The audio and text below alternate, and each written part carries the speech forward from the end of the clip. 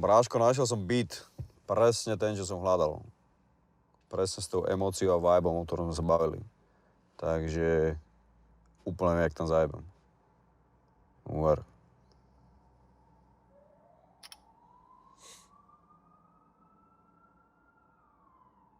Je pre mňa prirodzené byť sám. Ale nebolo to tak vždy. Keď ťa ako malého chlapca systém vysmeje za tvoje sny, tak máš len dve možnosti. Buď sa zdáš, zaradíš, alebo pôjdeš proti prúdu. Ja som si vybral tú druhú možnosť. Vytvoril som si vlastný systém, vlastnú bublinu a v nej vlastné pravidlá. Je to hra na jednu kartu, buď získaš alebo stratíš. Podstatné pre mňa bolo, ako to cítim ja. A tak to bolo vždy.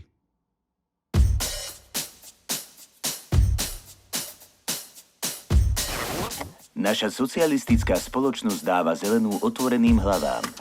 Televízna obrazovka je miestom, odkiaľ by každý deň mala znieť len a len spisovná slovenčina. Samozrejme za predpokladu, že používame vhodné výrazové prostriedky, správne štilizujeme a frázujeme. Mnohí sa prispôsobili, ale vždy existovali aj iní, ktorí sa ťažko zmierovali so šablónami v živote a v práci. Aj Paťko poslúcha. No len tak trošku. Koniec monopolu jednej strany. Monopolu, ktorý dostal našu krajinu. Začiatkom 90. rokov, keď niekto povedal, že chce byť reper a túžil v tom niečo dosiahnuť, tak to bolo asi na smiech. Ako bude vyzerať posledná dekáda druhého tisícročia? Všetci cítime optimizmus a chuť vykročiť. Začať môžeme napríklad otvorením brány do sveta. Takže bolo to divoké. Také, to bolo proste za Mečiara. Všetko, čo prišlo zo západu, bolo nové. Nevedeli sme, ako to máme načítať a hlavne sme nevedeli, aký to má dopad. Veľa mladých ľudí mali programy od rodičov, bývalých komunistov. Málo kto sa cítil slobodne, pretože mali schýzu, čo si o nich budú myslieť ostatní. Chcel som sa niekde začleniť, zaradiť. Tým, že reperi boli čierni, väčšina tak boli odsudzovaní, mali problémy s rasizmom. No ja som sa v tom do istej miery videl.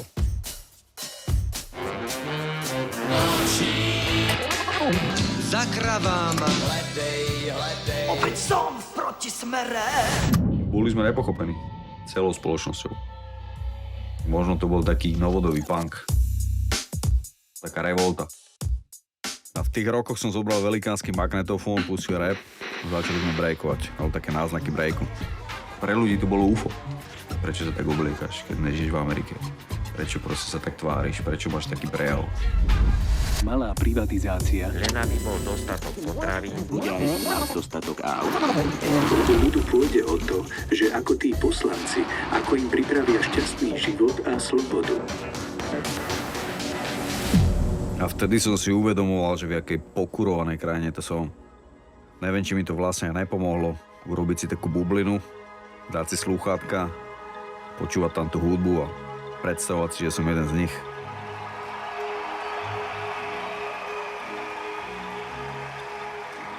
A vtedy som pochopil, že si nenechám zobrať to, čo milujem. Pre nič iné som nežil. Iba pre nahrávanie, točenie klipov, vystupovanie. Bolo to sebecké, lebo som mal ukrutné tempo. Moje okolie muselo akceptovať, že som bol do toho zažratý a že si idem za svojím snom. Keby som mal rodinu počas tej najväčšej rozbehnutej kariéry, tak rodina je v prdeli. A teraz by som to možno celé ľutoval.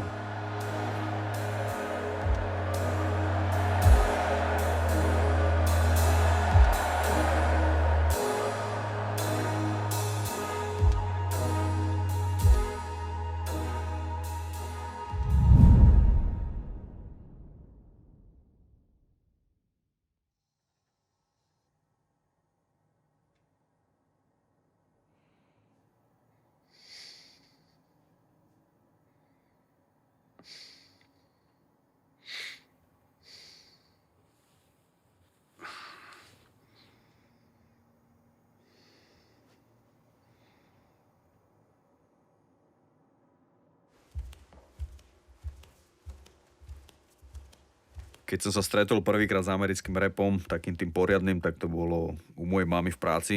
Je robila v jednej taxislužbe dispečerku a tam mali televízor s satelitom.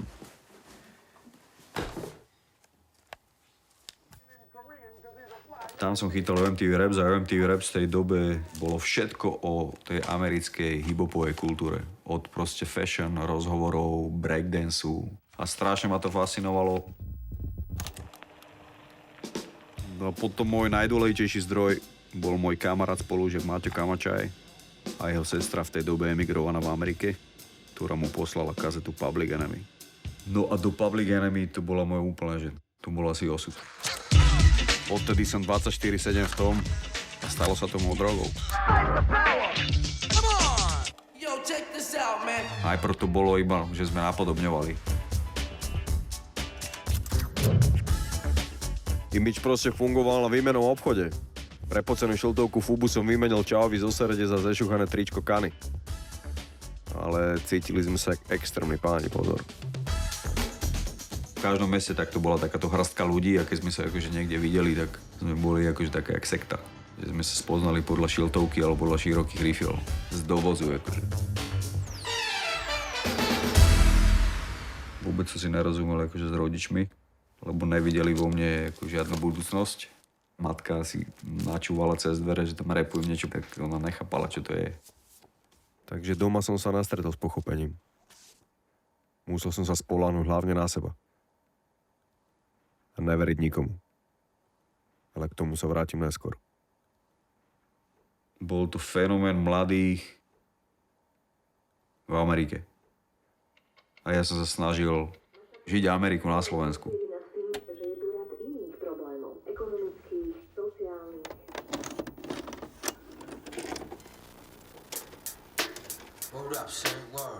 Hip-hop ma robil extrémne šťastným. Normálne, keď sa decko zobudí a chce hneď chytiť, ja neviem, autíčko.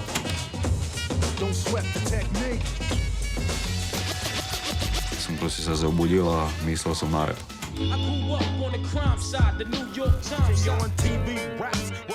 Keď som to napodobňoval, som mal zrazu pocit, že som rapper.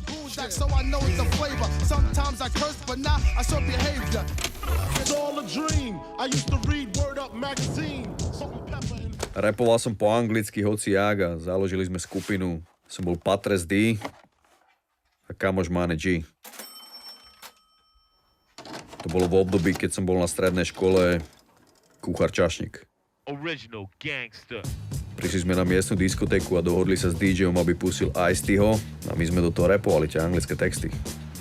Tam sa spravil kruh, keď pustili hip-hop a tancoval tam taký čáv, on sa volal Drago. No a hovoril som, že chcel by som jak Drago, že sa mi to páči, že urobil sa kruh a že on tam nabehol a tancoval. Tak ja neviem, či netrvalo týždeň alebo 2, som si niečo nacvičil, niečo z klipu, čo som videl.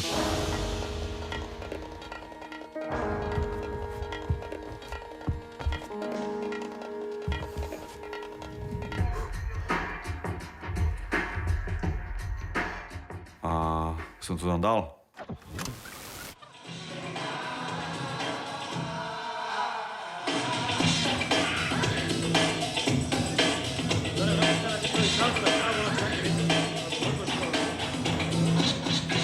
Na základe toho sme sa vlastne aj spoznali a urobili sme takú dvojku. No a odtedy, keď sa pustil hip-hop na diskotéke, tak som tam nabehol s Dragom. Bol som, myslím si, že viacej tanečník. A Drago mi hovorí, že že vedľa vo Vrbovom sú tiež takíto typci, ktorí tancujú, že sú dvaja a že sa volajú X-Boys. Dali sme sa samozrejme hneď dokopy, pretože sme sa cítili ako komunita. A jedného dňa prišli za mnou, že chcú ísť na nejakú súťaž, ale potrebujú tam že 4. A nacvičili sme choreografiu. No a odtedy som patril do X-Boys.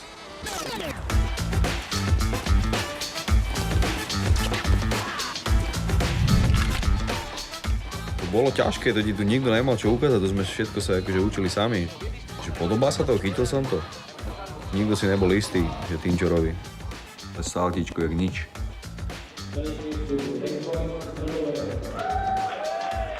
Obľubujú pouličný štýl, street style, v ktorom aj spoločne žijú. No a na súťaži v Bratislave sme sa stretli s dievčatskou skupinou K-Passy, s ktorou sme nacvičili choreografiu. A z toho sme vystupovali na streetbole, čo bola v tej dobe najväčšia hip-hopová akcia. A tam ma videl prvýkrát Freddy Icy. V tanečnej komunite bol Freddy akože modla. Najviac, čo dosiahol. Začiatkom 90. rokov to bol priekopník hip-hopu, breakdanceu a tanca. Je to ťažké, ale krásne však. Tak, jak keď máš nejakú hviezdu svoju, ktorú pozerá nejaký puberťák, ktorý ju akože miluje z najčistejšieho srdca, nepoškvrneného, a zrazu sa s ním stretneš. Prišiel za nami a povedal, že nevidel ešte nikoho takto tancovať. No, ja som z toho žil, kokos. Išiel domov a vykrikoval som, že bol som s Freddym.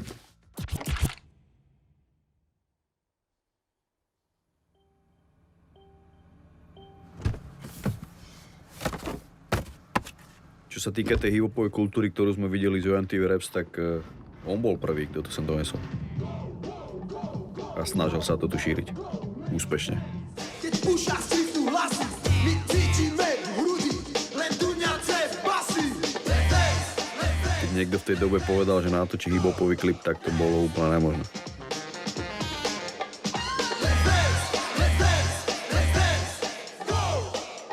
A na základe toho, že som videl aj ten klip, tak som sa chcel k nemu dostať. A to sa mi aj podarilo.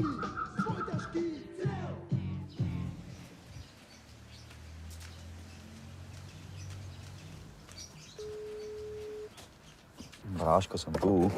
A dobre, idem hneď. No čau. Čau môj, ahoj, čau. Čau, Bráško, ahoj. Vieš čo, ja mám mať tréning ešte teraz hore. Aha. Dobre, tak poď sem donútra. Krabicu som 5 ti minút, donesol. dobre, ja to už aj tak končím. Dobre, super, toto sú tie veci. Môžeš stať až cez dom, môžeš prejsť.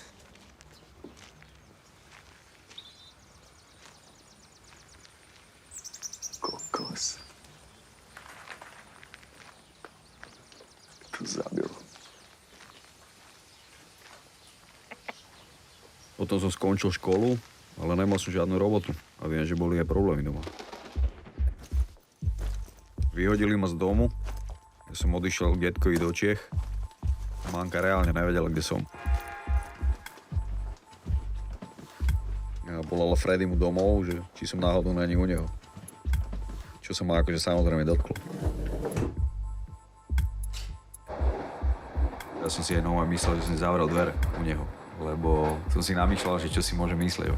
Že či som nie nejaký degešák, že či proste uteká z domu, alebo z jaké rodiny to som.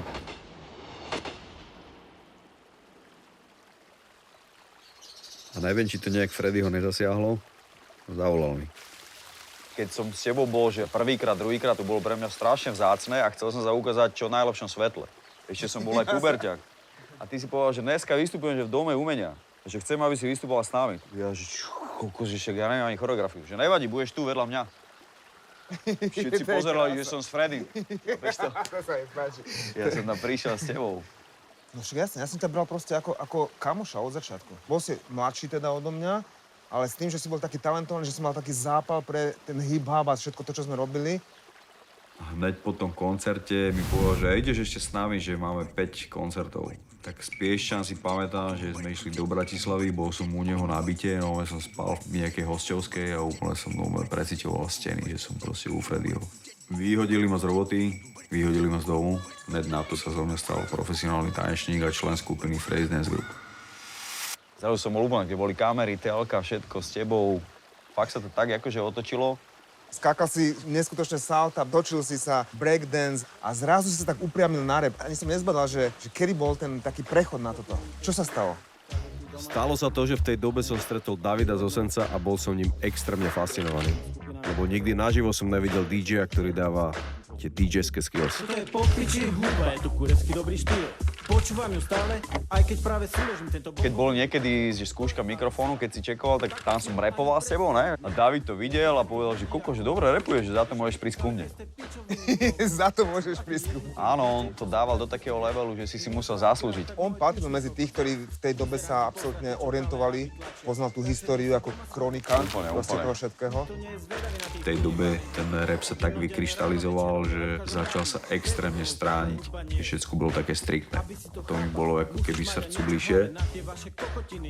Ale prišla taká hranica, ktorá dokonca aj mňa potom odradila, že som videl, že týmto sa nemôžem posúvať ďalej. Čokoľvek som urobil, tak v podstate nedalo sa s tým presadiť. Akože poznalo nás veľa ľudí, ale celé to bolo také skôr také rebelské a tu proste neboli tie podmienky, neboli tu taká tá pôda.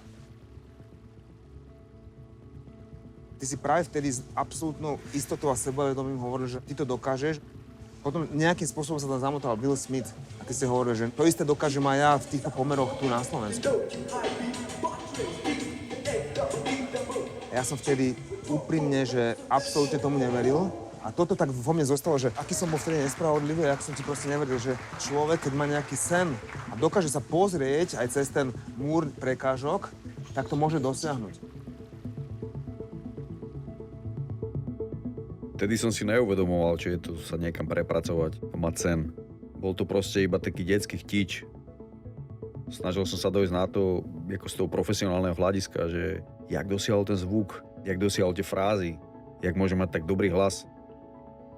To si myslím, že bol ten začiatok, kedy som hľadal patent a snažil sa prísť na to, že čo je to rap.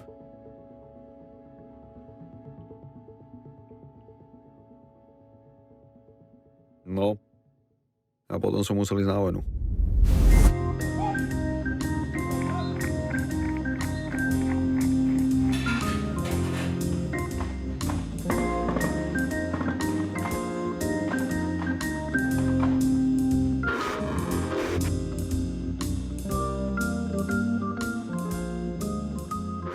Ako si sami už priznal v viacerých rozhovoroch, tvojou najväčšou záľubou v živote sú dve veci.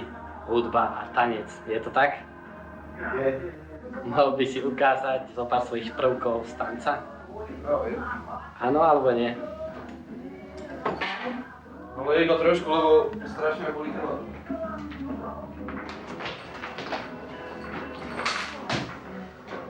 No, nemôžem dať si, lebo nechcem sa unaviť. Takže hudbe som sa začal venovať tesne predtým, jak som išiel na vojnu. Stretol som jedného chlapíka. Ten chlapík je z Osenca, volá sa David CG.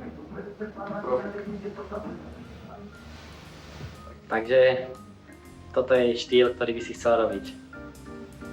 Asi tak. Takýto štýl by som chcel robiť. S Davidom z Osenca som bol na vojne celý čas v kontakte a Čavo mi nahrával rapové kazety a posielal, čo pre mňa bola úplná podsta. Takže s rapom som žil non-stop a nevedel som sa dočkať, kedy odtiaľ vypadnem.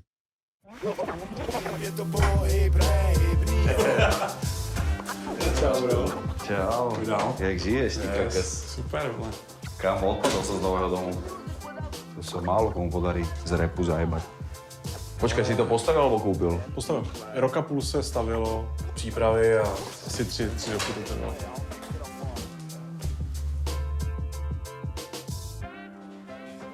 A jak to máš, že zachoval si svoj sound, alebo snažíš sa úplne to upgradenúť, že do tohoto nového? Hele, mně se líbí, no, ale já zkouším najít takový balans, jakože dělám Jasne. i nový věci, i staré věci, nebo to třeba jako míchám dohromady. Ale dneska mi psal akorát Ego nějaký seznam, který jste vybrali, ale byly tam asi 4 věci.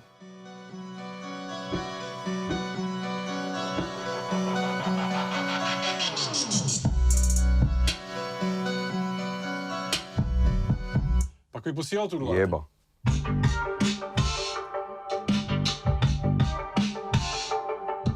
No a pak tam mám ještě... Ukáž.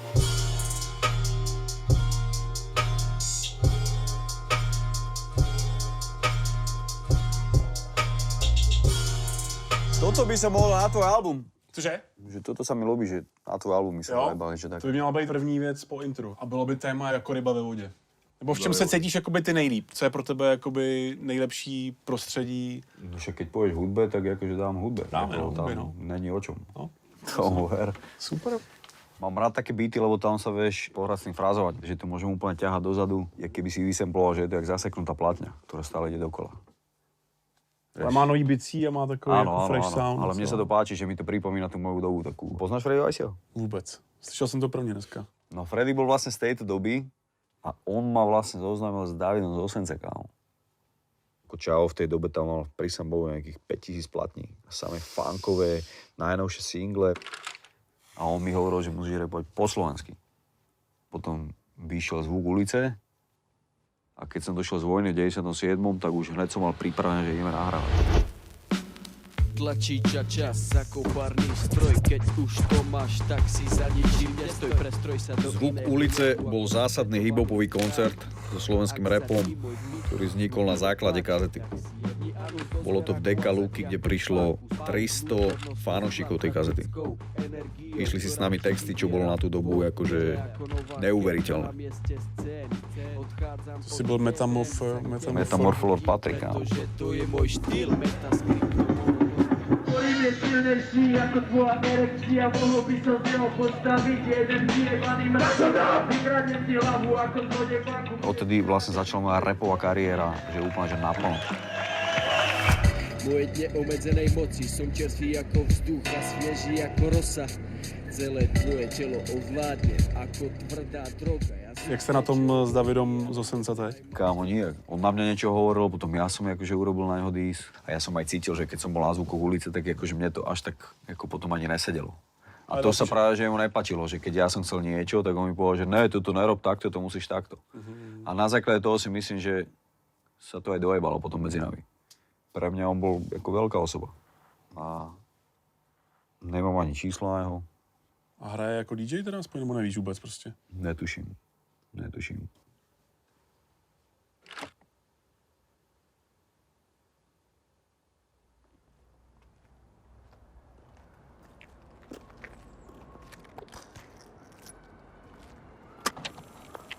Petržalka ako ten nešťastný komunistický projekt. Je to v podstate zatiaľ len nejaký koncept. Vznikli fanúšikovia, ktorí vyrastali na zvuku ulice. Je samozrejme rôznorodá. Na slovenskom rape. Na pravom brehu Dunaja v Bratislave Petržalke staré ustupovalo novému.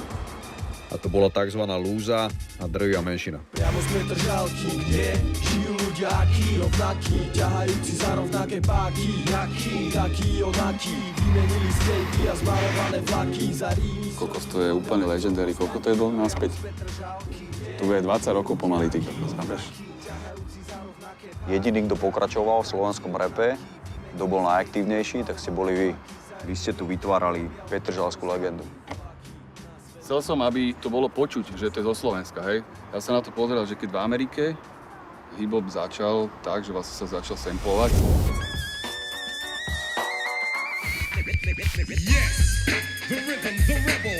Že vlastne, keby tú svoju pôvodnú černovskú hudbu obnovovali, tak ja som to začal tak len po slovensky vlastne, že... Za rozkvitnutou záhradou. Som vlastne tú pôvodnú našu, staršiu hudbu začal samplovať, Gejza Ducik a tak ďalej, Evergreeny. A keby to niekto zo zahraničia počul, tak jasné, že podľa hudby identifikuje, že to proste jednoducho bola východná alebo stredná Európa, hej. Opakujem, Petržalka je sociálne laboratórium, kde nikdy neviete, čo vám vznikne. Celý týždeň naháňania a zháňania peňazí. Peňazí? Čau, Bráško. Oj. Celý týždeň naháňania a zháňania peňazí na všetkom piatkom, víťaz jak sviatkom, vrcholí riadkom. Ja som sa zoznámil, Bráško, s tebou prvýkrát. Čistý. Na zvukoch ulice. Keď sme vystúpili a potom, jak sme dohrali, si došiel za nami a si nám podal ruku. Vtedy si ťa pamätám prvýkrát. Viem, že som pozeral na vás, že jak repujú, že mladí chlapci, vieš. Vychováva teba a ty poznáš, čo je bieda. Bieda je, čo poznáš, rozoznáš, máš. Chalani už hrávali koncerty a ja som vystupoval s nimi. Ja si blázon. Ty skauti, ty kaga. Ešte si vtedy nebol šampión v beatboxe, ale už si to dával ako jediný. A si chodil vtedy s nami a pred koncertom si mal akože beatbox a potom sa to začínalo s tým so skrečovaným s hajtkom a akože sme nastupovali. A ja, ty kokot, jak som ho nevyšpil spodnú papolu. Pre všetkých skutočných, ktorí ničia komerčných, hajtkových rytmus, tužne... Ste ešte mali tvoju prvú skladbu, HR Špinavý produkt. To bola prvá vec, kde si bol rytmus. Vlastne. Pomôcť tým mladších a nezateniť nádených, travných do piče a dať rešpekt pre hlavných. A to bolo v to isté obdobie, jak redakcia mikrofónu vlastne. Teraz mi to úplne naskočilo, že my sme už mali 2D rozbehnuté. Jasne, takže to bolo, že featuring 2D. Ako tlaková vlna teraz prechádza cez teba. A vlastne všetko robil Robo. Robo to mal pod palcom. Vtedy sme cítili, že už vlastne je to na strašnej úrovni okolo. Nerec, Stolka, Starý. Bolesná brača, Ty som mal Krámy zmaknuté 11, vieš. Vuvo a Jeep Squad. A že už aj u nás by to malo niekedy prepuknúť.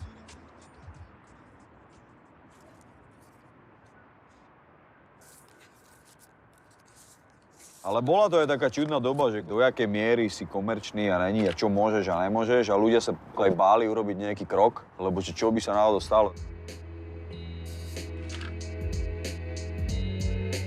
Ty si vždycky rozmýšľal už aj na tom, že chceš byť väčší, chcem sa dostať tam.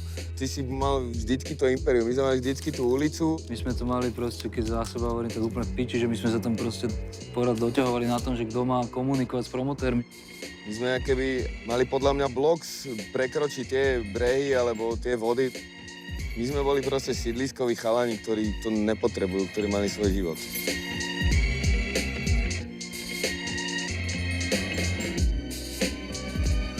Keď to je najväčšie sídlisko, alebo patrí medzi najväčšie sídliska, tak jasné, že percentuálne je tu viacej reperov ako u mňa na sídlisku. Lebo moje sídlisko bolo kokos štvrťka z toho. Bola meka piešťanských hýbov. Ten kľúč donesli Piešťany. Tam sa plnili prvé hýbopové sny. A potom prišiel velikánsky moment, pretože na Slovensku sa konali už aj zahraničné koncerty. A jeden zo zásadných koncertov bol pre mňa Russian Percussion. A vtedy som na to kúkal jak na úplné zjavenie. Môj najlepší hip-hopový koncert, čo som dovtedy videl. A keď som išiel späť z koncertu, po vlaku došiel za mnou nejaký DJ Anis, úplne ucho oplašený chalanisko a zadrel, že ja som tiež DJ. No a ja som to celé bral, že to je proste iba nejaký piešťanský jebek.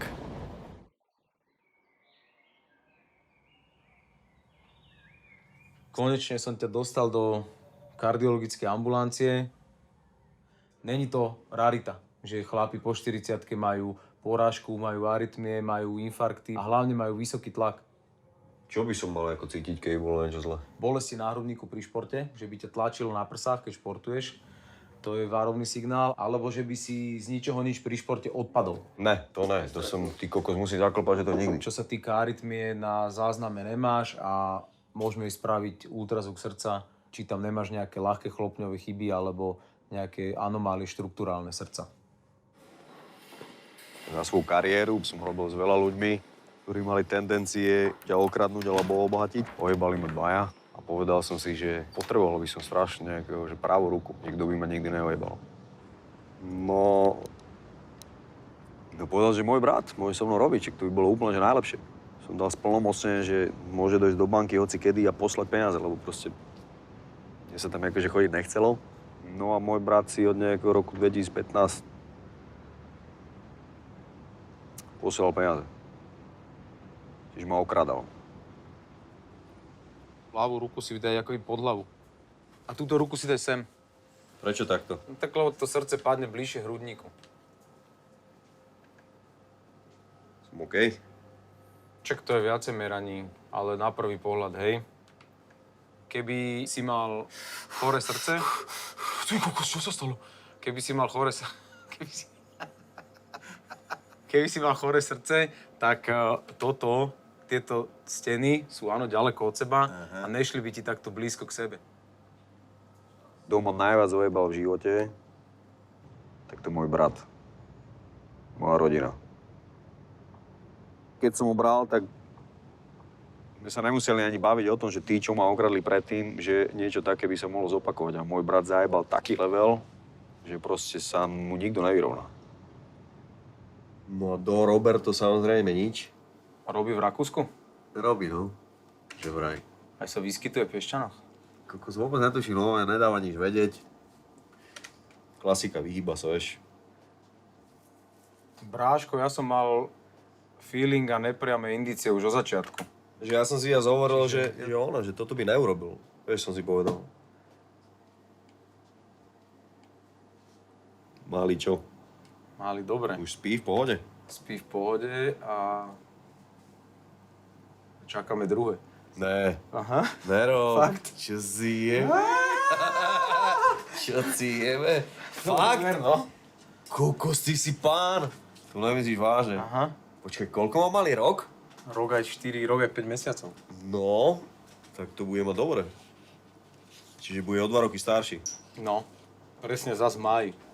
Čo si blázen? Tak to si extrémne zabil, kamoško. Tak to by som mal dať aj ja.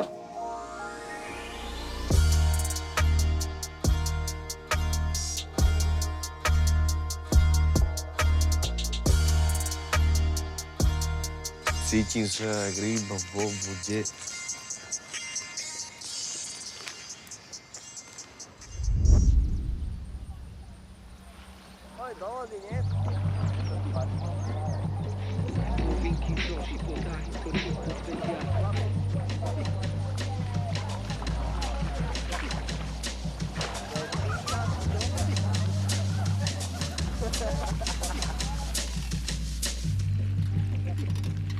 Medzi tým som bol na tzv. Piešanskom lide. Išiel som sa kúpať a stretol som tam Ega s partiou. Čavo sa mi predstavil, že Ego a že rapuje a že kedy pôjdeme pozrieť toho DJ Anisa. A myslím, že v ten deň sme sa aj dohodli, že konečne pôjdeme pozrieť.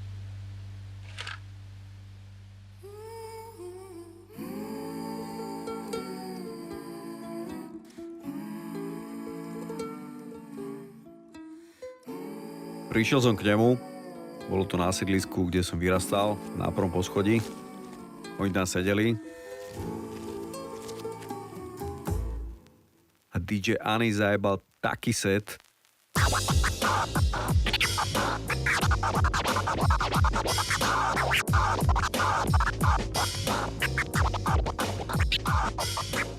Že takýto chalané v Piešanoch, tak som si povedal, že toto bude môj DJ. Že konečne má svojho DJ, s ktorým dáme taký level, jaký je Russian Percussion.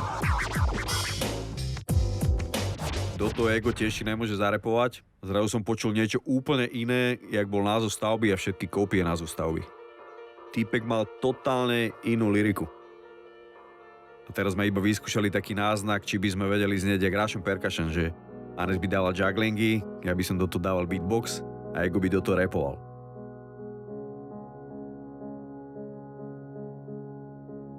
Vtedy som si uvedomil, že keď budeme ťahať za rovnaký povraz, tak to bude mocné.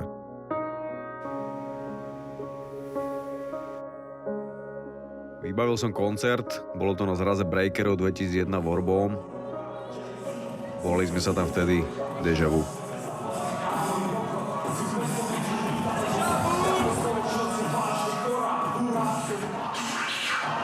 Pamätám, že keď to vtedy videli tí, čo tomu mali rozumieť, tak nám povedali, že ty kokos, že to čo bolo. Ako mal vždycky také, nechcem povedať, že umelecké sklony, ale vždy, keď niečo zadrel, tak to bolo také, že som to v živote nepočul. Čiže vieš, jak sa budem volať? Kontrafakt.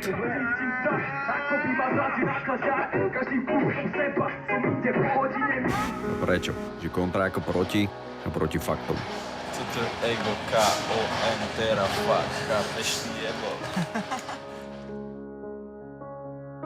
Začalo sa šíriť, že videli ste kontrafakt? Už sme boli známi a pritom sme nemali ešte žiadny single. Keď sme vystúpili v Prahe, prišiel za nami Romeo, ako režisér hip-hopových klipov. Začínáme točit, jo? Venované všetky diely sú s nami. A hneď na to som stretol Jopa, že máme klip, že dajme ho do hitparady. 8 týždňov prvé miesto. Hneď na to sa začali ozývať veľké vydavateľstvá, nakoniec sme si vybrali BMG. Vznikol album Era.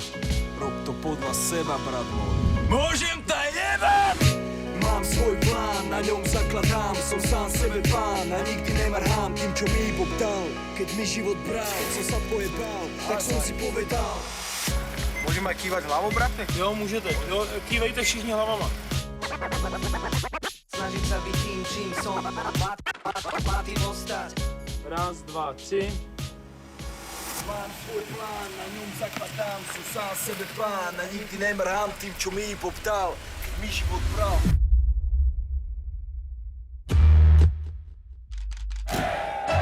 Máme ve studiu kapelu Kontrafakt. Egova mama bola proti tomu. Máte jednu z nejpromakanějších, ne, ale nejpromakanější show. Má syna, z ktorého chce právnika alebo sudcu a my sme nahrávali album, kde sa extrémne hrešilo. Toto boli tie nástrahy. Prvý album komerčne úspešný, ktorý nebol tlačený v médiách. Ľudia si to proste našli sami. My sme sa narodili pre hip-hop, tak to proste je. Náš prvý honorár bol 1000 slovenská, potom bol nejaký ďalší koncert za 5 litrov slovenských a vtedy som si hovoril, že keby niečo takého bolo viacej, tak by to bolo po piči. Jak znovu Murdar, era, K.O. Entera, to tu není moja premiéra, ale znova dávam pravdu na papier z môjho pera. Zebral sem to útokom tak ako besne zviera, čo vás dotrhá jak pojebaná chrapa bulteriéra. Kokot ťa aj po mojich pózach, ty žebrak, čísla hovoria svoje. No a naplnilo sa to. Začalo sa nám dariť a išli sme stále hore. A spolu s nami schodík po schodíku aj samotný hip-hop. Spoznali sme sa na lide úplne, ja som sa kúpal na stromoch, sme skákali do váhu a došiel tam rytmus na bicykli do trhany. Na skladačke, jak primitív, podali sme si ruky a dali sme to dokopy. Je tam hardcore, je tam party, je tam hit, je tam hymna, je tam beatbox, je tam DJing, toto všetko my máme. Je tam všetko. CDčko sa predáva, típci, Piešťany sú silné, všetci poznajú Piešťany, chápeš? Po úspechu éry som sa dostal do takého showbiznisu, kedy som reálne pocitil záujem, že sa niečo pohlo. Prišiel za nami Jopo, že chlapci spravili nám turné. Murdar do Mulanu Tour. A vtedy som si uvedomoval, že píšeme históriu, chlapci. Prvé hip-hopové turné. Morek má váhu ako aké pono, sadu pente ako stádo slonov. Zarábam si iba z mojich plodov, Morobáro, familia, kontrafakt. Ja drží stále tak, idem si svoju hru 14 rokov. Na tú dobu sme boli ako celkom kontroverzní. Pamätám si trebárs, keď Ego pri fotení rodinného časopisu ukázal prdel. Alebo nás zavolali vystupovať live na Music Box, ale mali sme zakázané nadávať.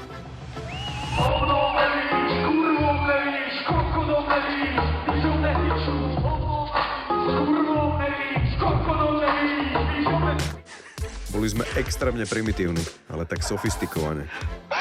Skurvisini, to vám jebe, mami! Keby ľudia dovtedy neboli zvyknutí sa takto autenticky vyjadrovať. KF bere všetko.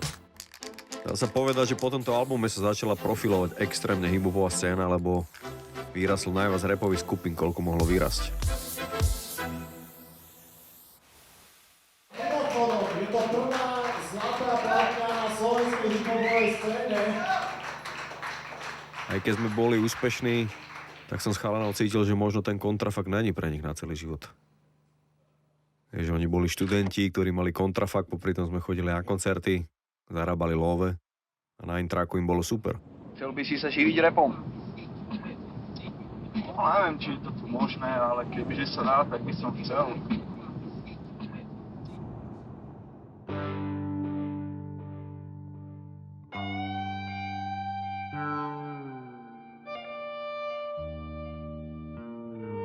Ale zatiaľ to tak neberem. Berem hip-hop skôr, že mi to ide o srdce a chcem ísť na čo bojať.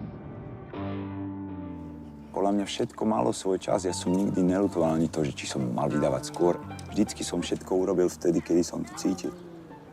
Hip-hop sa nedá zastaviť, hip-hop nezastavíš.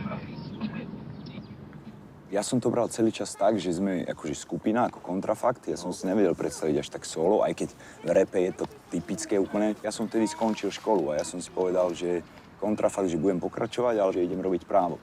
Ja som to už bral, že tak dlho robím ten rap, že kokos by som chcel za to akože nejaké love, vieš. Takže ja som to bral, že život ma tak naučil, lebo predtým to bolo tak, že veľa ľudí, veľa okolia mi to narúšalo.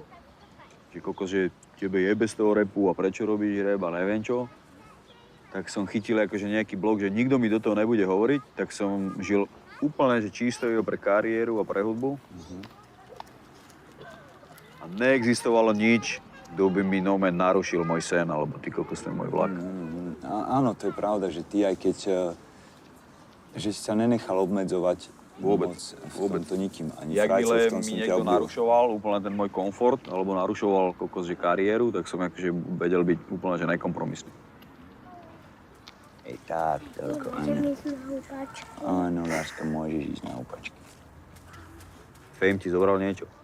že vraj umelec, keď vyjde von, že ako náhle vytáhneš paty z domu, tak si v robote. Takže toto je také trošku obmedzujúce, ale ty si vždycky hovoril, že s tým musíš rátať. Kedysi v nejakej skladbe prvej bolo, že hip-hop není o sláve ani o prachoch, ale o kvalite. Že sme vždycky si povedali, že nech to na konci dňa kvalitná muzika. A to my sme sa nestali komerční, to nie ty sa rozhodneš, že sa staneš komerčný, to ľudia ťa ním spravia. Tomu ver. Vždy som si myslel, že akože vrchol toho, čo chcem dosiahnuť, byť strašný, akože najbohatší, jak sa dá byť, ale keď som si spravil štúdio, a to mi dala hudba najviac, mne stačilo už byť štúdiu, že mne už nebolo treba ani Mercedesy, ani nič, že kľudne som tam bol u Franta v pivnici dole, mal som svoje štúdio a bol som šťastný. Jak povedal Braňo Mojsej, keď liezol do nejakej diery, trčali mu tangáče a povedal, že nie sú dôležité peniaze, podstatné je, že sme všetci zdraví. Mám ťa rád, Braško. Aj ja. Koľko už? Od 2001? Či ja viem, to sa ešte dá rátať. Ideme ďalej. Preto som vždycky túžil vypadnúť ze stáda ovec, no nikdy nechcel dopadnúť ako samelý lovec. Dosiahol som, čo som chcel a mal by som byť šťastný. Povedz, prečo to tak není, povedz, budem volať kedy vôbec? Viem, že aj ja možno, keď to začalo, tak som si myslel, že to je na chvíľu. Jeden študoval právo, druhý medicínu. Ale ja som to bral tak akože ináč, lebo ja som na školu nechodil. Ja som sa chcel osamostatniť. To tam určite bol taký akože zásadný bod.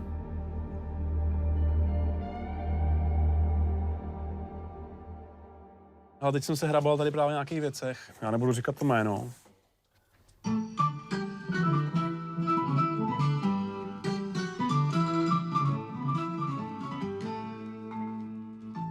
Ja som vlastne, dá sa povedať, v tom období robil v kasíne.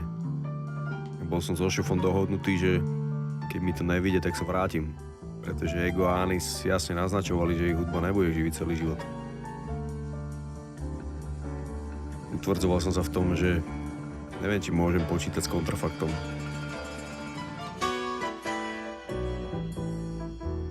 Ja sa priznám, že som už riešil takú tú existenčnú otázku. Aby som konečne už niečo nakopol. Niečo svoje. Niečo veľké.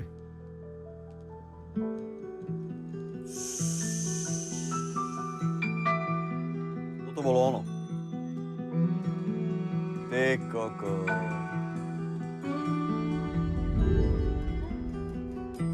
V tej dobe vlastne nebol žiadny 29-ročný solový reper, ktorý má čo povedať. Mal som pocit, že zajebem niečo úspešné, skúsené. A že treba to dať za seba ven. Že takto proste rapú Romáci. A takto sú iní. No a já jsem to pustil na 45. A ukážu ti, jak jsem to udělal potom.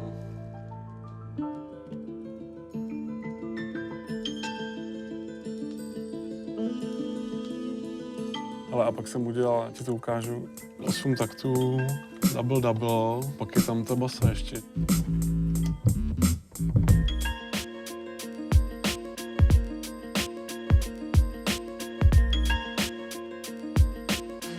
A vydal som album Bangor. Poď na kameru, Patrik. To, čo bolo na tom obale, ten pohľad, tak to je môj album. Načítané príbehy ľudí zo všetkých vrstiev v tej dobe. Oh, really? A European rapper? Yeah, let me hear your music. Come on, man. This is jamming, man. Yeah, this is good, man. You hear the beats? Yeah, it's jamming. Čiže riešiť problémy, o ktorých sa na verejnosti nehovorilo. Povedať do papule, že ako to tu je, aký je showbiznis, dianie spoločnosti. Rickmas? Yeah, Rickmas. Rhythm. Rhythm! Cigánsky sen bol prvý single.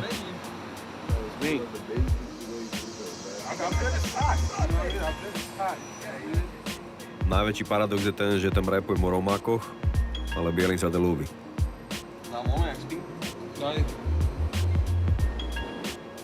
S tím klipem ještě z New Yorku, tyjo, to měl nějakou šťávu.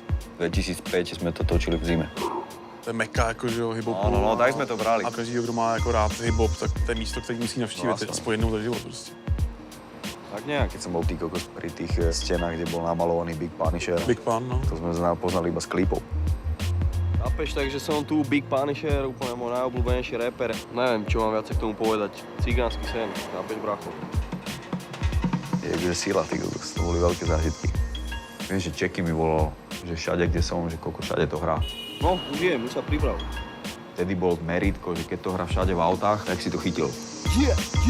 Necítim bolesť, som cigán, detská rád toles. Není mi zima, som zlobá, som stále dole. Milujem pouličné kurvy, očúvaj ma more. Snívam o úspechu, ako sa dostať z dola hore. Som lásky plný a zas niekedy mám srdce chore. Keď začnem repovať, ty kokot maj srá po zore. Dokážem vybuchnúť ako kazíkov pes na dvore. Rozjebem ti piču, pozerám až prvom. CD sila kouky, bracho, tu je moje. No, to bola moja doba. Som ten, čo buduje svoj cigánsky sen. Vy také histórie? Jebe, bráško. Strašná história. Po albume Bangoro som si začal užívať moje prvé plody práce. Zajebal som 7-čkový Bavorák, čo bolo pre mňa dovtedy nepredstaviteľné. A sázať na jednu kartu ma bavilo stále vác a vác. Toto miesto pre mňa znamená to, že tu začala moja profesionálna hudobná kariéra. Tu som čerpal inšpiráciu na albume Era Bangoro. Do kasína v tej dobe chodili ľudia, ktorí rýchlo prišli k peniazom. Fakturanti, bohatlíci a celá vagabundská smotanka.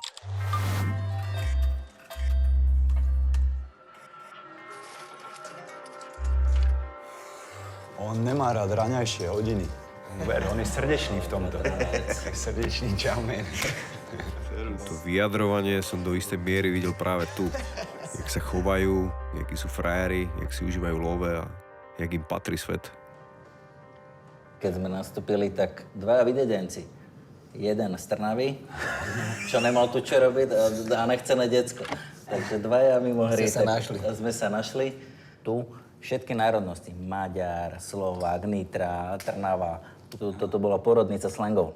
Ono veľa slangov aj spočívalo z tých shoutoutov, ale potom došlo, že murdar, románske vyjadrovanie. Tu bolo, že murdar, demles a všetky tieto one, vieš. Toto je zošit, kde som napísal Bangora. Rázny básnik, tak sa mal volať prvý album. Mal som tam veľký nápis, aby keď som ho otvoril, tak kokos, áno, tu sa ide robiť album. A najzásadnejší slang, čo najviac zostal, je možno, že si zabil, ne? Asi zabil bolo upgradenuté potom do, že... Už som to najstal hovoril, som to, že... Zabil. A prešlo to do, že... Tu som mal napísané témy. Žiadny skurvy si ma nezastaví, prečo, amen sa vrát. Tu som si to odškrkával, keď som to asi napísal. Ešte som mal, že slovenská scéna, to som neurobil. Toto všetko mi patrí, to som neurobil. Vandrak jazdníkov, ne? Došiel totálne najväčší frajer. Došiel hen tam a hovorí mi: Vandrak, háď, lebo ti najebem na prsa. Necítim bolesť, som cigán, detská rád toles, cigánsky sen. Sú niektoré, že úplne, že tie vety boli iné. Som deviant a šmelinár a nevolám sa Marián. Či to bolo v cigánskom sne? Čo, ešte bolo Duchcíme, to bolo taký z novších, to bolo tiež od nejakého stokára z Piešťan. Tomu ver bolo krúte, to bolo teraz sa to tiež od vráca. začiatku. Toto zajebal otecko, keď nahrával, dával niečo, že vyhodím ťa z klubu ako pice! Ešte raz. Tvoje knihy, diplomy sú pre mňa pase. V škole som mal samé štvorky, dneska jazdím v S-klase. Akože tupota je extrémna. Dá sa povedať, že tu som bol na raz cestí, už sa to nedalo sklbiť s tou prácou a s tými koncertami. Takže som sa dohodol s manažérom, že mi dá neplatené voľno, no a odišiel som a už som sa nevrátil.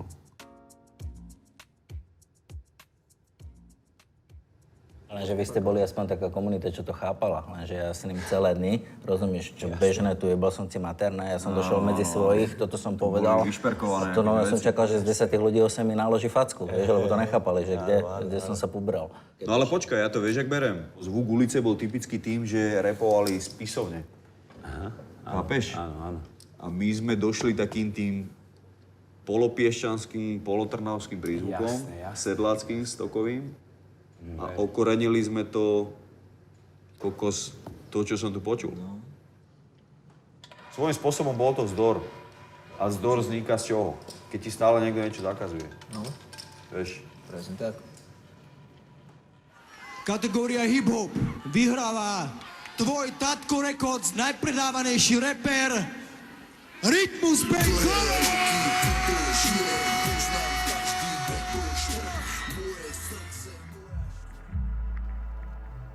Môj najväčší hudobný fail je, že keď som si vydával jeden nemenovaný album na svojom vydavateľstve, tak som po nejakom čase stretol človeka, ktorý mi chcel pomôcť tým albumom, aby som ho viac dostal medzi ľudí.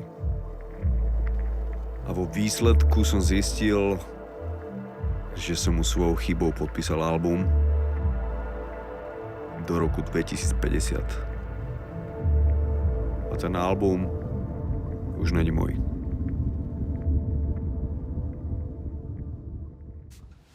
Takže velikánsky fail. To je úplne že neľudské. Že si to niekto dovolil. Ale povedal som, že nie je to moja chyba. Lebo on sa mi môže smiať do ksichtu. Vieš.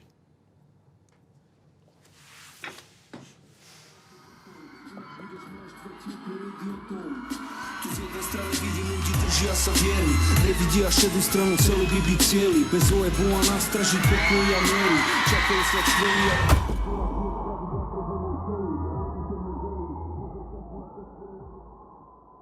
Ďalší zásadný moment prišiel v roku 2007, keď sme vydávali druhý album Kontrafakt Boss na rozlúčku. Už sme reálne zarábali celkom veľké peniaze. Mali sme pocit, že vlastníme scénu a aj na základe YouTube sme cítili, že nepotrebujeme absolútne nikoho.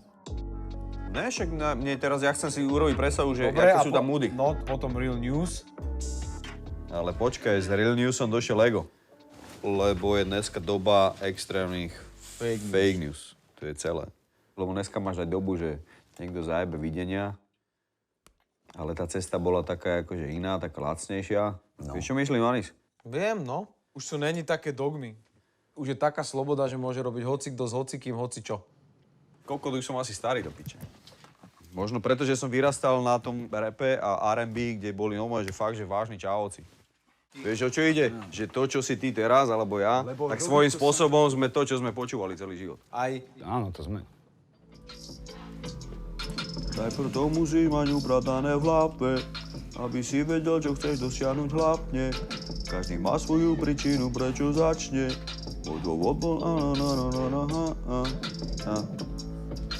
Práško, čo si myslíš, že tento album je prínos? Posun, lebo melodicko-rytmická lyrika. To znamená, že to je to, čo nikto nerobí? Pozri, aké mám heslo. Update, upgrade, create new. Lebo ja vždycky, keď si zoberiem nejaký flow, kámo, tak ja tam jebnem do toho melódiu. Lebo oni dávajú iba flow, ale ja to iba vtedy použijem, keď to dokážem upgradenúť. Chápeš to? Jumping forward to the 20th century, jazz musicians have frequently relied upon the practice of contrafact, or using one song's chord progression to write another melody. Mingi daw ko sa kahan, motherfucking number one. Number one. Number what? Kto som, aby som ťa súdil? Svätý Peter, sudca drep? Za ohováranie sadzba? Na albume Boss na rozlúčku som mal pocit, že ego je totálne naskilovaný, čo bolo svojím spôsobom pre mňa popiči, lebo v tomto sme sa vždycky vedeli predbiehať. Ego si uletel, čo sa čudujete, keď si koledujete, no tak fajn. Na ísť prezidentka Mary Jane. Čo ako? Čo ja viem, čo ja viem, čo ja viem, čo ja viem, čo ja viem, čo ja viem, čo ja viem, čo ja viem. Kokot. Toto je ináč akože mocná skladbička. Toto musí byť, Braško. Proste ty si vždycky podporoval kvalitnú vlnu. Ja som chcel iba uznanie a nie dehonestovanie. I vieš, čo si chcel? Byť najlepší reper. Mal si v piči uznanie. Nikdy si ty v živote nikoho neprosil o uznanie. Ani nežiadal. Keď sme hrali pre Vagabundov... ale bol som smutný, keď to niekto dehonestoval a prinášali sme niečo nové, chápeš? Že však odraslo na nás ako aj generácie reperov. Čo je to byť najlepší reper? Najpredávaný.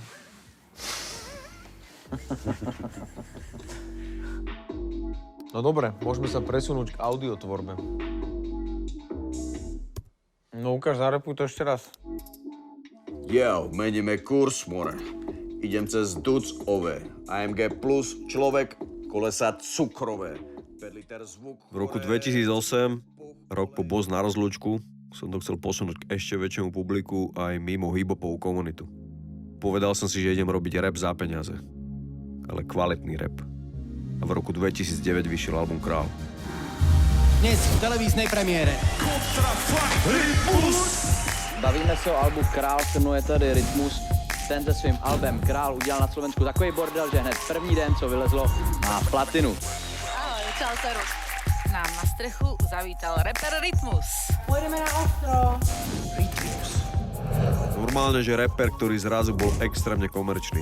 Rytmus, a.k.a. Komerčák. Začal som vystupovať na diskotékach pre ľudí, ktorí sa chceli jednoducho baviť. Rap prišiel do takej fázy, že začal byť popový. Keď mám popravde povedať, ja som ani nevedel, že na aké akcii budem dneska hrať. Doberám telefóny. Čiže Desmod predáva menej ako ty? No momentálne áno. Skladby som upravil tak, aby si to vypočul hoci kto nevyrastal na hip-hope, ale chcel precítiť napríklad skladbu Všetko má svoj koniec. Proste či už hejteri alebo fanúšikovia, proste všetci to riešia a o to ide. Začali ma volať na rôzne milionárske oslavy. Hral som na Ibize vo Ville, kde týždeň predo mnou bol Leonardo DiCaprio.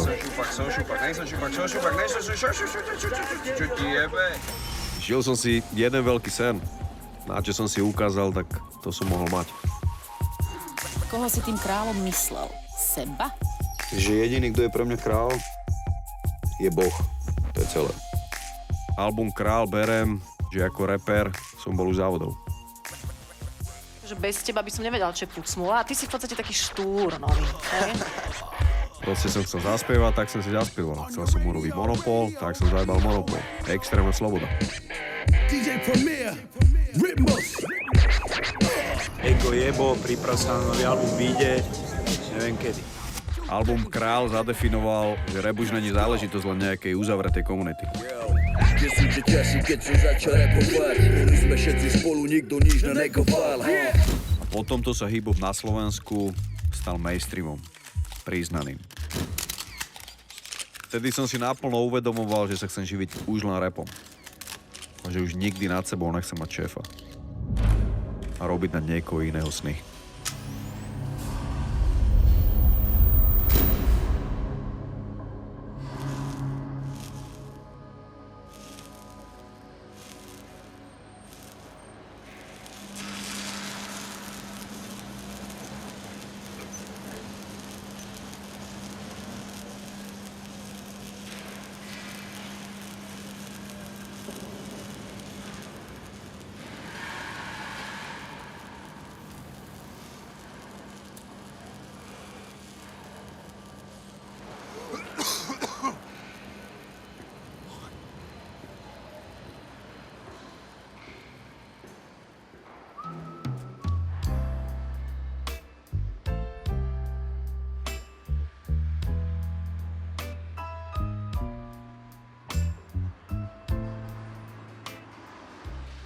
Určite môjmu brandu pomohlo, že som išiel do televíznych show a podobných pičaciniek a tým som umocnil svoju pozíciu v showbiznise. Po všetkých tých vydaných albumoch, do ktorých som len vrážal energiu a love, sa mi to konečne začalo vrácať. Zrazu bol v showbiznise Romák s 3-ročkou bez maturity, vysmievaný za nejaký trapný rap, ktorý má gule skúšať v hudobnom priemysle veci, ktoré si dovtedy nikto nedovolil skúsiť. Pero! Dojdni na šalát! Mám tu 10 rožkov. Ty debilko. Neviem, či som to do istej miery aj na tom nepostavil. Že som to dal do takej roviny, buď získaš, alebo stratíš.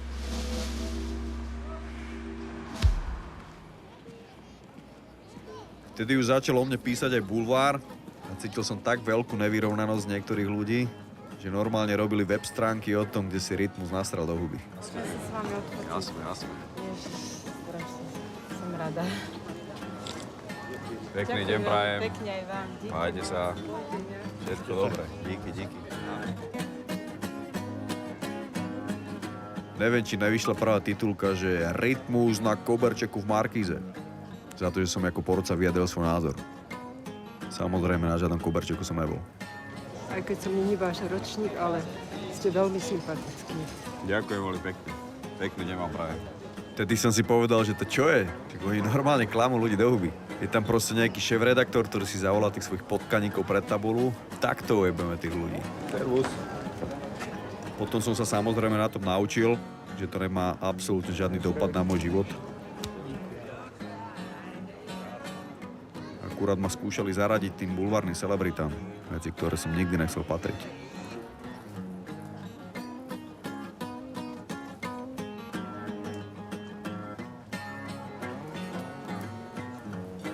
A tam som cítil, že to musím ustať a ísť ďalej. Ty si kto? Ja som hneď robím kuchára. Áno. Arnoš to volám. Počuj, není si ty ten... Není. Počkaj. Není. Ten Rytmus, alebo...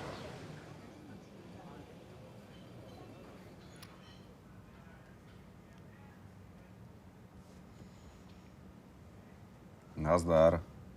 Bráško, čo je tá kapela? Dohodli ste sa? No a prosím ťa, chcel by som to proste posunúť, že Incheba bol orchester, to bolo všetko pekné, ale chcem tam na Bráško letku. Najväčšiu letku, ako bola v slovenskom showbiznise proste. To chcem, pretože chcem, aby mali z toho ľudia nielen hudobný zážitok, ale aj vizuálny. Dobre, môj. Takže mákame. Servus.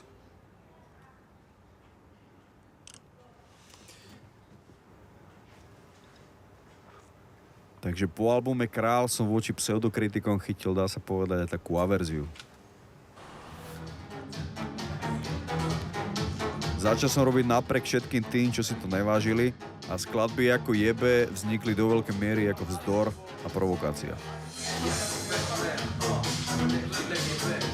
Možno sa to dá chápať, že som si hudobne ulecel, ale bolo to hlavne preto, že mi ľudia hovorili, že čo a ako mám robiť. A ja just nebudem.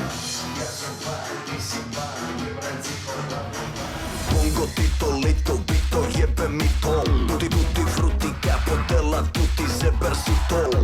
Hanbí sa za to, že ti na gebulu tak jebe. Všetci beda, že si jebnutý, lebo to máš šebe.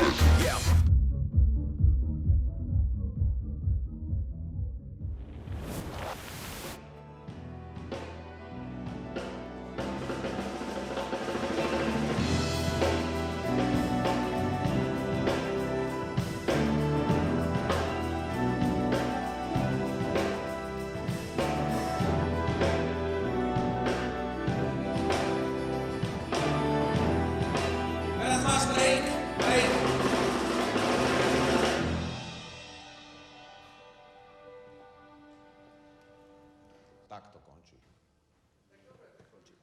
Výborne. Ten nástup majú kontrabasy tam Arko alebo Pizzicato?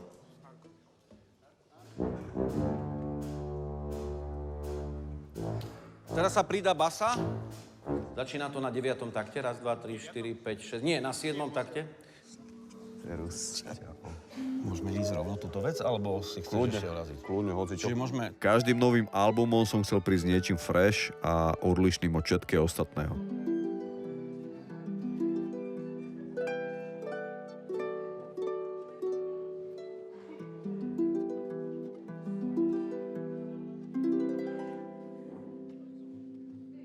Keď som v roku 2011 urobil album Fenomén, tak bola vo svete singlová doba a miešali sa štýly.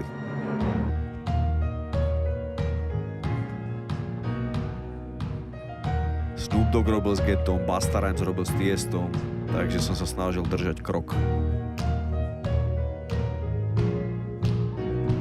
Každá skladba zase iný štýl, zase boli všetci rozvášnení a dneska je to úplne normálne.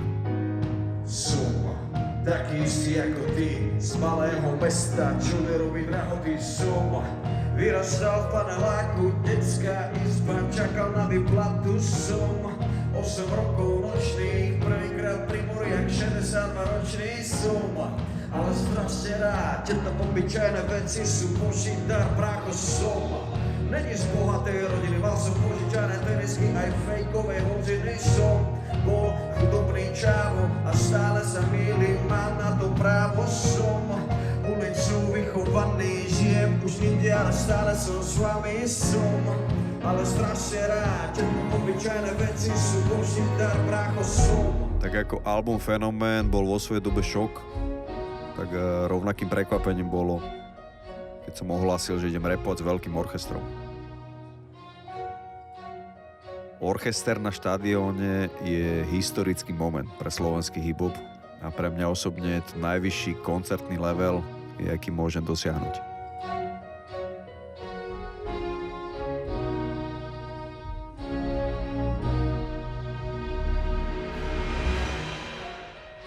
Je to pre mňa splnený hudobný sen. Dirigent a 60 živých nástrojov, kde není priestor na chybu. Čo znamená, že keď sa jeden pomýli, tak to môže celé padnúť jak domino.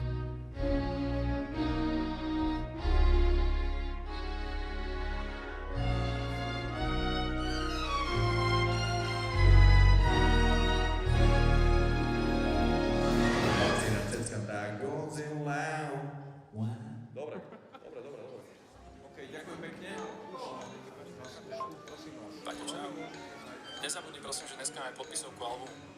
Došlo nám ďalších 5000 kusov, tak si dobehni podpísať, prosím ťa. Koncept albumu Fenomén skúšali napodobne rôzni sezónni netalentovaní raperi a YouTubeová doba to iba podporila. Vtedy som si uvedomil, že za tento úpadok kvality slovenského hip-hopu môžem ja.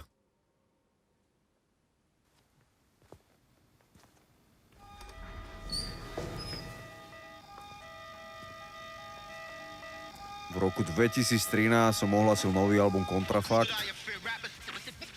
a dal odkaz všetkým fejkovým raperom. Vtedy to začalo vreť. A ten rok som sa zoznámil so Separom a vznikla škola rapu. Líca som ti dorezal, ty tvarohový gec. Repuješ jak školkar, jak typický gáčovec. Nehraj frajera, na veľkého repera sa nehraj. Sahni pičku s tvojou pseudotvorbou, konec Boh ti žehnaj. Hned na to vznikol album Kontrafakt navždy a vrátil späť kvalitný rap. Bol odpoveďou pre tých, čo si nás brali do huby, že sme kolotočári. Tak som si povedal, že teraz vám ukážeme kolotoče. Spolu s albumom sme vtedy prvýkrát skúsili urobiť aj tematický merch. Najprv Mikina s korunkou a neskôr jednoduchý dizajn s nápisom JBMNT. Absolútne sme nečakali takú reakciu a hlavne také obrovské predaje. Dnešnému dňu je JBMNT stále najpredávanejší merch.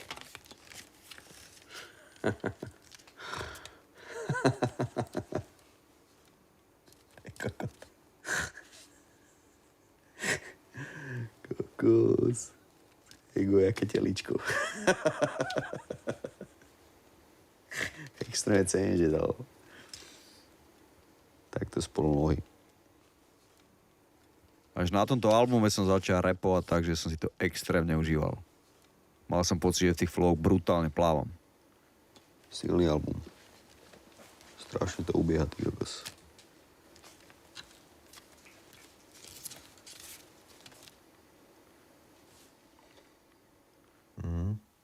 Tak to áno.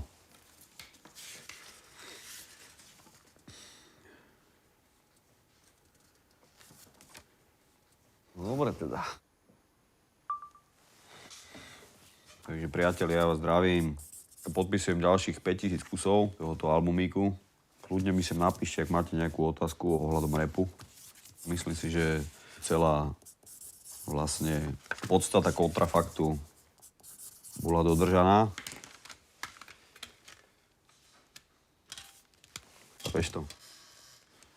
Ešte to je podstata Kontrafaktu. Farby. Čiže Ego je proste gáďo, ja som Romák a Anis je midget. Chápeš to? Over.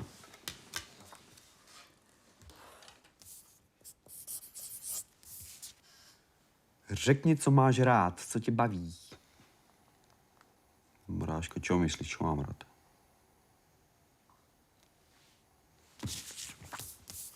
Svojím spôsobom rap je súťaž. Bavilo ma to, naplňalo ma to. Doniesť niečo prvý, byť prvý. Mal som to naštudované a žil som s tým každý deň. Chcel som to doviesť do dokonalosti. Yo.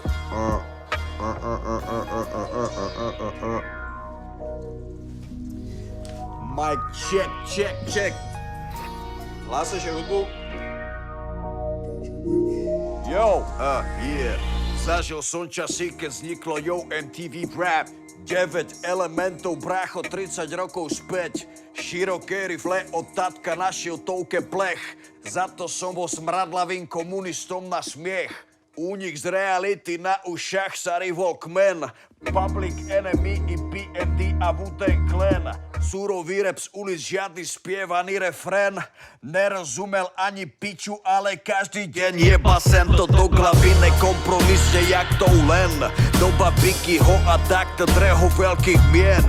Mayday on the frontline, Easy E a MC Ren.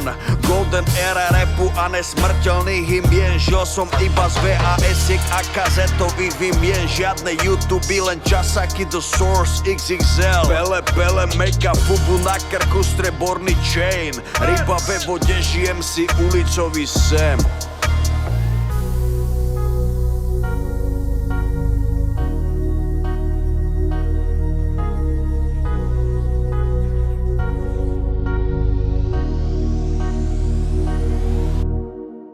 Rok 2000 a pre mňa začína druhá dekáda. Rap nový fenomén v celosvetových hitparádach. Eminem definuje úspech a z rapu sa stáva továren na hity a svet má rapového kráľa. Doba rekordov, hip-hop začal udávať trend. Shady vydáva rapera menom 50 Cent. Tento posúva ešte na vyššiu úroveň.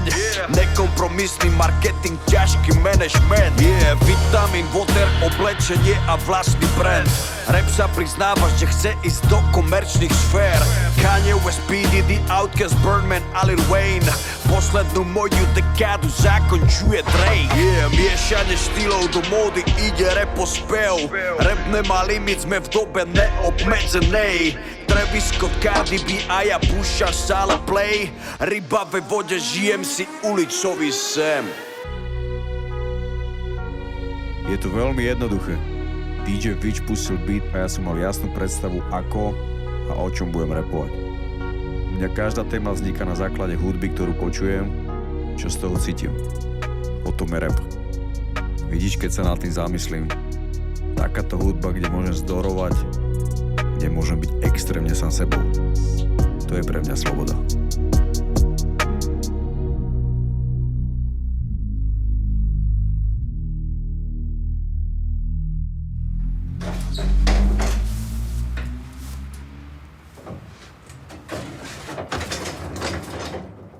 A na tomto to bolo vždy postavené. Vždy, keď som vydával niečo nové, muselo byť cítiť, že som do toho dal všetko. Tak to bolo aj v roku 2016, keď som vydával album Krstný otec, ktorým som už nepotreboval nikomu nič dokazovať.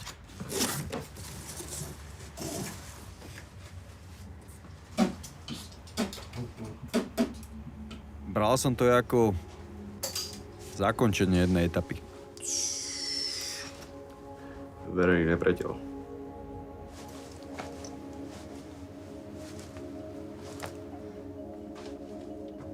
Éra Bango, Roboz na rozlúčku, král zajebal.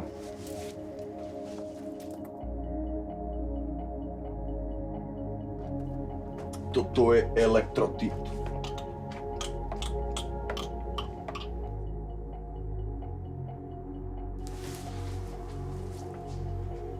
Priatelia, toto, čo vidíte, asi viete, z jakého klipu je.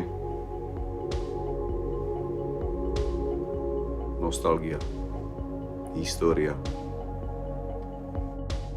Toto som moc legendary.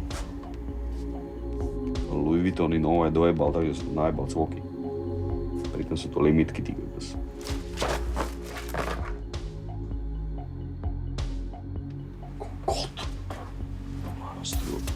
jebe. Málo štýlov, chápeš? Smrťací štýl, všetky jebo sa to špinavé hry, špinavé mená sú 3. Debilu, poďme to 3, dostaneš, čo ti patrí, je konec to.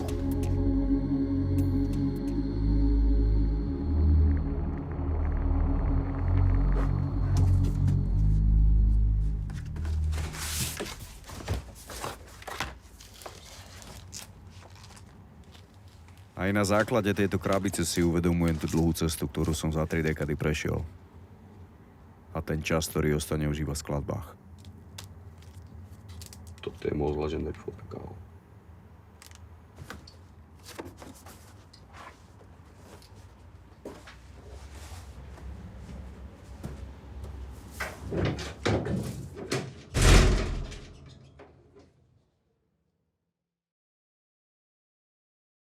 Na začiatku to bolo veľmi spontánne, bolo to veľmi autentické. To bola naša komunita, ktorá prišla po nežnej revolúcii a začali sme sa nejakým spôsobom stretávať a prejavovať. Každý si ho všimol. Nemôže nikto povedať, že by si nevšimol, že v tej dobe dorazil hip-hop, dorazil rap. A bolo to také silné.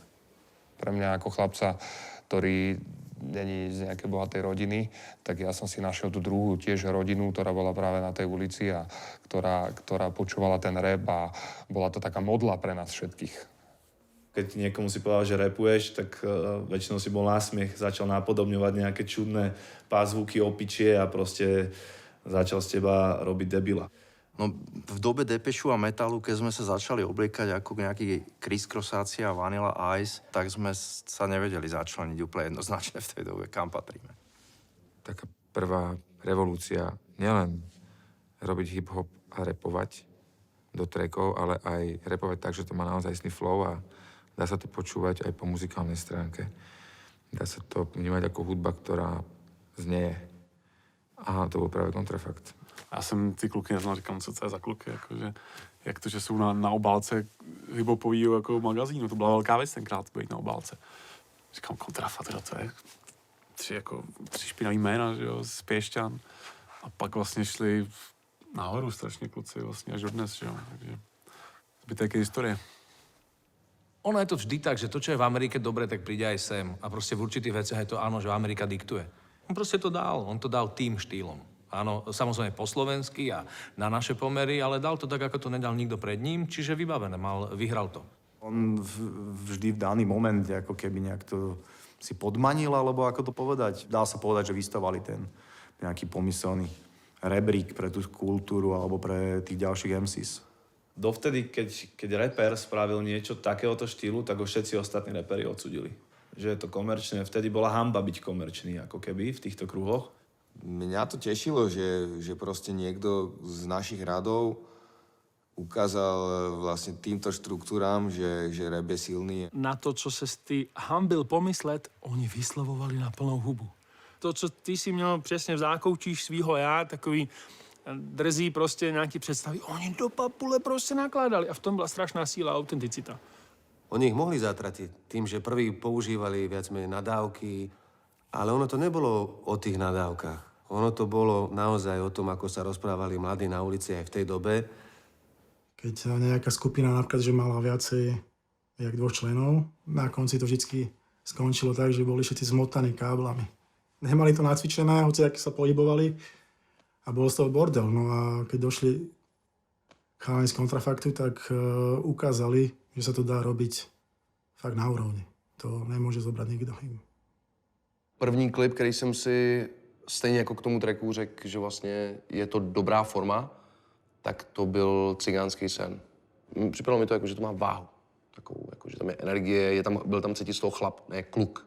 Všichni mi připadali jako kdy takový rapující kluci. On byl takový chlap. On mal k tej hudbe vždycky blízko. Tiež je perfekcionista, to znamená, po každom koncerte analyzoval, kto čo spravil. Takže nedalo sa to oklamať nejako. Je veľmi muzikálny, takže to je jeho veľmi silná devíza. Čím sa líši od iných reperov na Slovensku. Má zásluhy, ktoré mu není možné odoprieť, ale takisto bola doba, kedy akoby sám o sebe, keď sa dostal do médií, vyhlasoval, že je tu vlastne jediný. že to ostatné ako nestojí za reč. Vtedy akože všetci sme boli takí, že prečo? Prečo nestojíme za reč? Ja neviem, jak to on bral, či to bol iba marketingový ťah, alebo či naozaj sa tomu smial, že slovenský rap alebo hip-hop je o ničom. Pre niekoho je úspech vypredaný štadión a pre niekoho je úspech 300 ľudí v klube, kde sa idú iné veci. Takže ono je to veľmi relatívne. On, ako byl na tom vrcholu, byl ten trendsetter, tak si vzali tu pozici. Prostě to byla doba, když si to pamatuju s CDčkem, objel i bez DJ 3 diskotéky za večer, takhle to skasíroval a byl spokojený. A... Dneska se vlastně všichni chlubí tím, kolik vydělávají prachy.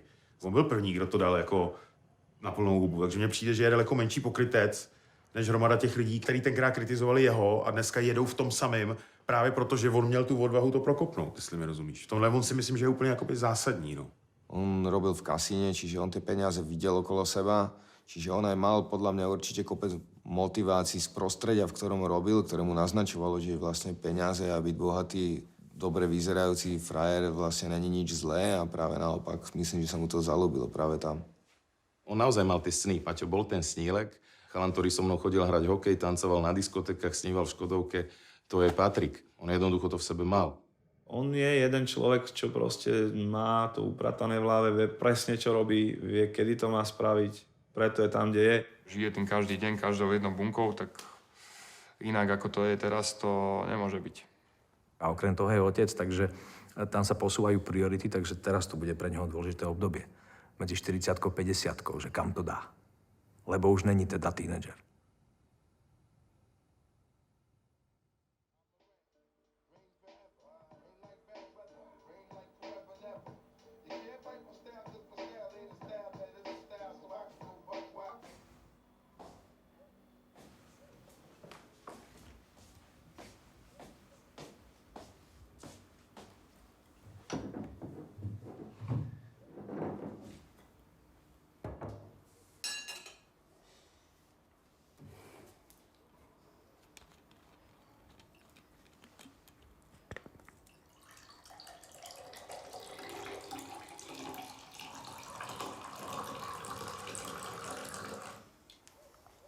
Celé je to o tom, že som si uvedomoval, že mám talent a chcel som ho vypilovať tak, aby sa to nedalo dobehnúť. Ale v konečnom dôsledku je to aj tak na ľuďoch. Či uznáš, že som nejak posunul ten hip-hop. Bráško, len pripomínam, že dnes budú na štadióne od 13:00, orchester tu bude už o 12:00.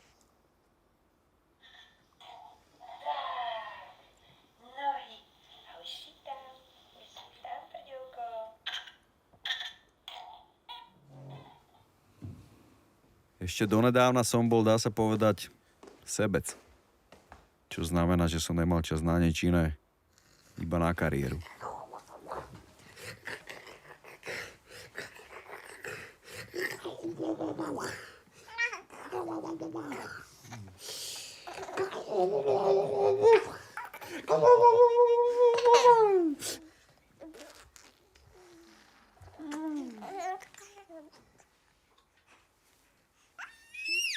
Ahoj, prďovno. Ahoj.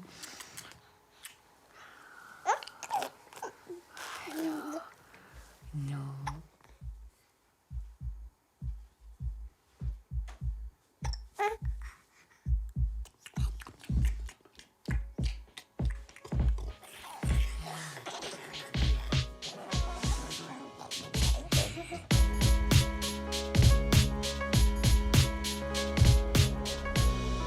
Keby mi ako mladému chlapcovi niekto povedal, že raz budem mať koncert na štadióne, tak by som mu neveril. Ale napriek tomu som v tom ostal a žil pre hip-hop. Neskôr prišla tá odozva, že ľudia začali chodiť na koncerty, ale nechcel som sa na to namotať. Lebo to vraj nebude navždy.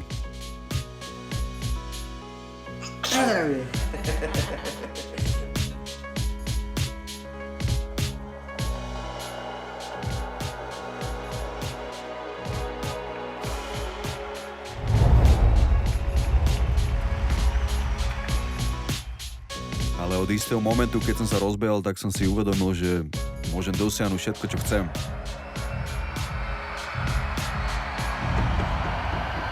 dneska je to tu. Takže jak to teda funguje? Však tak, že si tvoríš, čo chceš.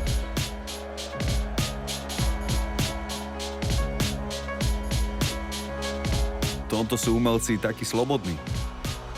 My si nejdeme podľa žiadnej knihy ani podľa žiadnych zaužívaných šablón spoločnosti. Sú tu nejakí moji ľudia? My sami si tvoríme realitu.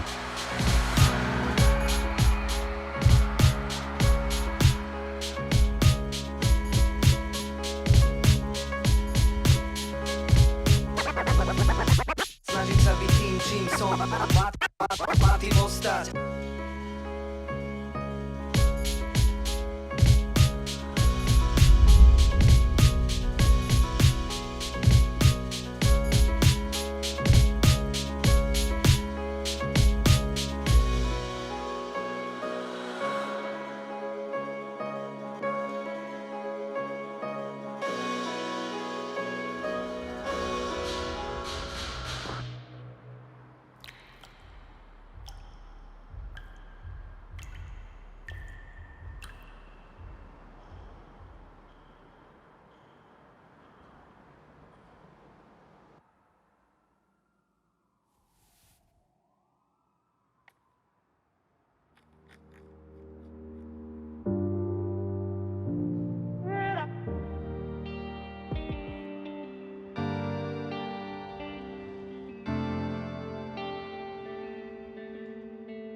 Takže je niečo, čo som mohol za tých 30 rokov spraviť inak? Asi všetko. Ale či by som niečo menil? Vôbec nič. Práve teraz si videl ten post príbeh. Chcel som ukázať, že to, čo robíme, je len odrazom toho, o čom sníme. Nadstavenie zrkadla, keď si v kríze. Či ťa dokážu zlomiť ťažké chvíle a zostaneš len ufňukaný snílek. Pochop, že pomoc si nikto nepríde. Dávam hrdo dole ružové brýle. Není čas na ľutovanie osudu, yeah. Až keď budem v hrobe, sa dám do kľudu, yeah. Moju pravdu ignorovať nebudú, keď mi budú musieť na hlavu nasadiť korunu. Musíš to ustáť, aj keď bude tlak, lebo cez to nejde vlak. Hlavne to nevzdať, môžu hejtovať. Nezabudni, že ťa na konci budú oslabovať. Zrazu sa ťa bude báť tvoj vlastný strach. Buď získam, alebo stratím. Stred neexistuje. Tu sa cíti nezastaviteľný, so mnou spieva, yeah. Iba tento sa nikdy nezdáva, všetko prežije. Iba my rozhodujeme o tom, kto budeme, yeah. Buď tu získam, alebo stratím, stred není, ver mi, že nedopustím, aby niekto vo mne umlčal tie túžby, yeah. Kľudne môže sa sem postaviť celá armáda a môže ma súdiť, yo. 3 dekády sa ma snažili pochybovať či agresívne nútiť. Dúfali, že na mňa prenesú ich nešťastie a bude si mi smútiť, yo. Všetci tí, čo nikdy nejdu cez limit, pri každom mojom úspechu besnili.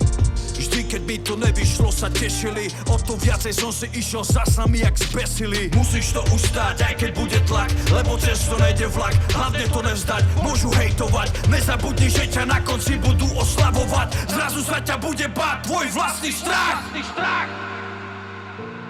Najprv ťa budú ignorovať, zosmiešňovať, potom budú s tebou bojovať a nakoniec vyhráš ty. Tu sa cíti nezastaviteľný, so mnou spieva, yeah. Tu sa cíti so mnou nezastaviteľný. Tento sa nikdy nezdáva, všetko prežije. Cestou povie sa, yeah. My rozhodujeme o tom, kto budeme, yeah. Ja sa nikdy nevzdám. Buď tu získam, alebo stratím, stred není, ver mi, že Teraz alebo nikdy. Potom není ten boss.